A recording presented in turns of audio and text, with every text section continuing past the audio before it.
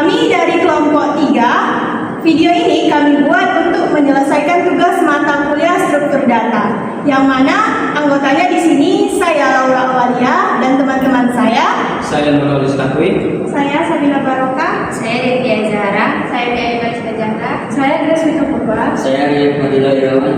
Dalam video ini kami akan menjelaskan cara mencari nilai rata-rata mahasiswa. Dan di sini kami menggunakan bahasa pemrograman Python. Untuk langkah-langkahnya, mari simak video kami.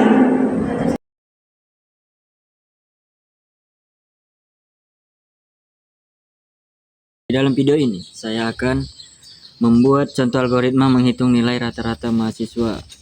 Dan langkah pertamanya, kita membuat judul terlebih dahulu. Nah, selanjutnya kita ketik mulai mahasiswa. Set variabel total strip mahasiswa sama dengan 0.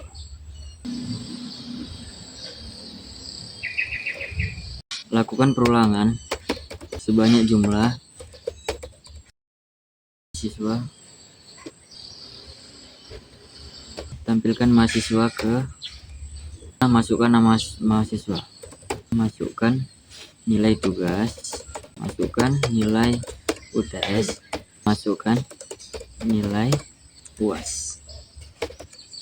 Hitung nilai akhir dengan rumus. Tambahkan nilai akhir ke total underscore mahasiswa. Tentukan predikat. Jika nilai akhir lebih besar sama dengan 85, maka predikat. Jika nilai akhir lebih besar sama dengan 75, maka predikatnya B. Jika nilai akhir lebih besar sama dengan 65, maka predikatnya C.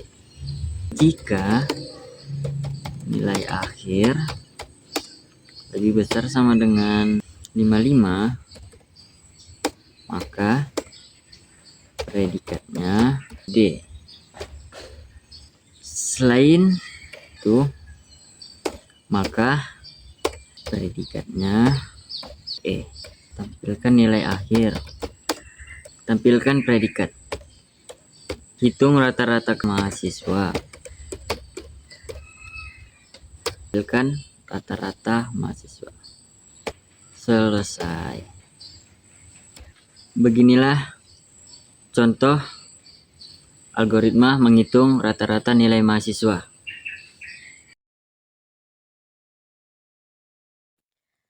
Halo teman-teman, di sini saya akan menjelaskan flowchart untuk menghitung nilai akhir mahasiswa dan juga rata-rata nilai kelas. Flowchart ini dimulai dari simbol mulai, setelah itu program akan meminta kita untuk memasukkan jumlah mahasiswa yang akan dihitung nilainya. Selanjutnya, program mengatur atau menginisialisasi variabel total kelas dengan nilai 0. Variabel ini nantinya digunakan untuk menyimpan total nilai akhir dari semua mahasiswa. Setelah itu kita memasukkan data mahasiswa yaitu nama mahasiswa, nilai tugas, nilai UTS, dan nilai UAS. Kemudian program akan melakukan perulangan dari mahasiswa pertama sampai jumlah mahasiswa yang sudah kita input tadi. Jadi setiap mahasiswa akan diproses satu per satu. Di dalam proses ini, program akan menghitung nilai akhir mahasiswa dengan rumus 0,3 dikali nilai tugas ditambah 0,3 dikali nilai UTS ditambah 0,4 dikali nilai UAS.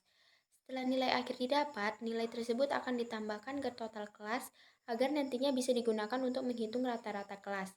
Selanjutnya, program menentukan predikat nilai berdasarkan nilai akhir. Misalnya, jika nilainya lebih dari 85, maka predikatnya A. Jika lebih dari 75, maka B.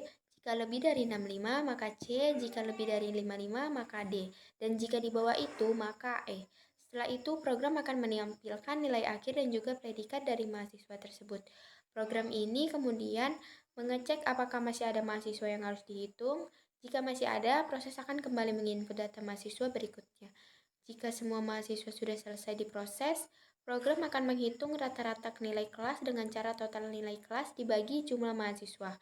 Terakhir, program menampilkan rata-rata kelas dan flowchart berakhir di simbol selesai.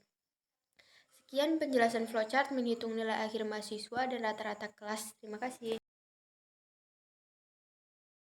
Assalamualaikum warahmatullahi wabarakatuh. Halo semuanya. Perkenalkan, nama saya Devia Zahara dengan NPM 2509 Nah, pada video kali ini saya akan menjelaskan mengenai program Python tentang nilai rata-rata mahasiswa menggunakan bahasa pemrograman Python. Langsung saja. Pada baris yang pertama kita ketikkan input jumlah mahasiswa. Nah, lalu baris yang kedua kita ketik jumlah sama dengan buka kurung input buka kurung tanda kutip masukkan jumlah mahasiswa. Pada baris ini program meminta pengguna memasukkan jumlah mahasiswa. Fungsi input digunakan untuk menerima data dari pengguna. Lalu yang baris ketiga kita ketik total kelas sama dengan 0. Nah, lalu baris yang kelima yaitu perulangan for i in rank sama dengan buka kurung jumlah. Itu untuk perulangan proses. Lalu kita cetak printnya. Print buka kurung n mahasiswa ke koma i baru i tambah 1. Nah, pada baris ini menampilkan urutan mahasiswa yang sedang diinput datanya. Kita ketik nama sama dengan input buka kurung tanda kutip nama mahasiswa titik 2 tanda kutip tutup kurung, enter.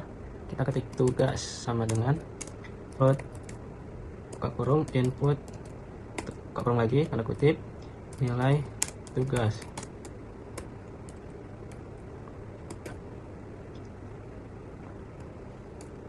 enter.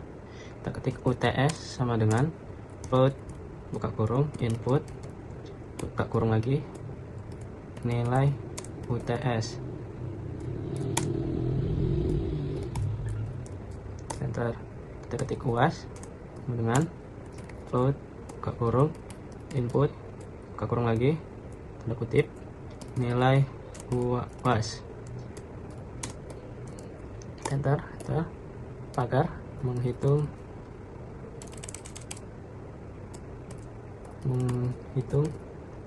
nilai akhir, enter. Nilai akhir sama dengan dalam kurung 0,3 bintang tugas ditambah dalam kurung 0,3 UTS ditambah 0,4 UAS, enter. Total kelas ditambah sama dengan nilai akhir, lalu kita enter. Pagar menentukan predikat huruf, enter. If nilai akhir lebih besar sama dengan 90, enter. Predikat sama dengan A, enter. Elif nilai akhir lebih besar sama dengan 85, sorry, enter. Predikat B,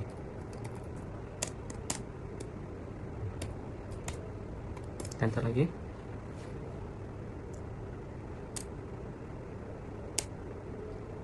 Kita enter lagi. Kita ketik elif nilai akhir lebih besar sama dengan 75, enter. Predikat sama dengan C, enter, kita ketik elif nilai akhir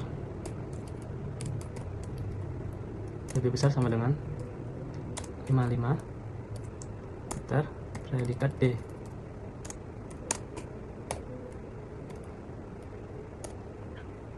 Kita ketik LC tanda titik 2, enter, predikat sama dengan E. Oke, di sini kita ketik print, buka kurung, kita buat tanda kutip nilai akhir. Dan setelah itu baru kita kasih titik bertindih, koma. Ini baru kita kasih round, kita buka kurung lagi, nilai underscore akhir. Baru setelah itu kita kasih koma, kita kasih 2. Oke. Selanjutnya kita ketik lagi print, buka kurung, tanda kutip, predikat. Kita kasih titik 2 bertindih, koma, baru predikat. Oke, kita klik 2 kali lagi, kita kasih perintah baru, menghitung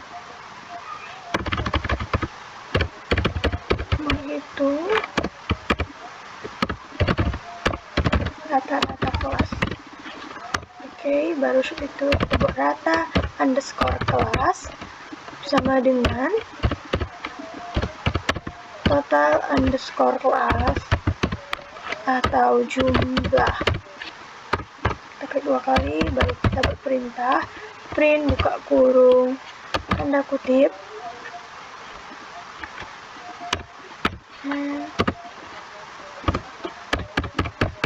oke, kita buat hasil akhir.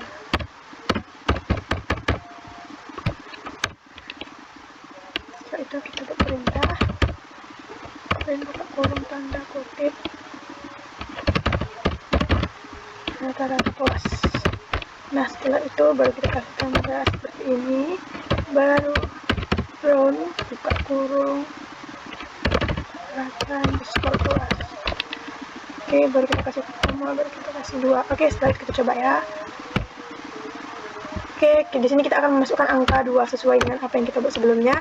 Dan saya menggunakan nama Ayu dengan nilai tugas 80, UTS-nya 76 saya buat, dan UAS-nya saya buat 90, maka Ayu mendapatkan predikat B.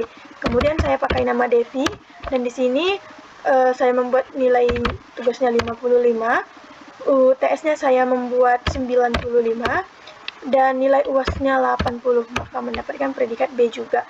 Jadi hasil akhirnya adalah rata-rata kelasnya itu 79,9. Nah, apabila sudah tampilannya seperti ini, maka ini sudah berhasil. Nah, di sini juga ada keterangan successful. Jadi beginilah cara membuat program sederhana dengan menggunakan bahasa pemrograman Python untuk mencari nilai rata-rata mahasiswa di kelas. Halo, perkenalkan nama saya Greswita Sofia Ardani Purpa dengan NPM 2509100068. Di sini kami dari kelompok 3 ingin menyimpulkan tugas kelompok yang kami kerjakan. Di sini kami dapat menyimpulkan bahwa algoritma dan struktur data memiliki peran yang sangat penting dalam pembuatan program, khususnya dalam menghitung rata-rata nilai mahasiswa. Melalui penyusunan algoritma, pembuatan diagram alir atau flowchart, dan implementasi program dalam beberapa bahasa pemrograman, kami sebagai mahasiswa dapat memahami bagaimana sebuah masalah diselesaikan secara sistematis dan logis. Proses ini juga melatih kemampuan berpikir terstruktur, mulai dari memasukkan data, melakukan perulangan untuk setiap mahasiswa, menjumlahkan nilai hingga menghitung dan menampilkan rata-rata mahasiswa. Dengan menerapkan algoritma yang jelas, program menjadi lebih mudah dipahami, lebih rapi dan efisien saat dijalankan. Secara keseluruhan, tugas ini tidak hanya membantu kami para mahasiswa untuk memahami konsep dasar pemrograman, tetapi juga memberikan pengalaman praktis dalam mengubah langkah-langkah algoritma menjadi kode program yang dapat dijalankan. Jadi bisa dibilang dari tugas kelompok ini kami jadi paham bahwa membuat program itu bukan hanya soal menulis kode, tetapi juga bagaimana menyusun logika yang tepat agar masalah bisa diselesaikan dengan baik. Segitu saja kesimpulan yang bisa kami simpulkan dari kelompok 3. Jika ada kesalahan kata maupun bahasa mohon dimaklumi. Saya ucapkan terima kasih.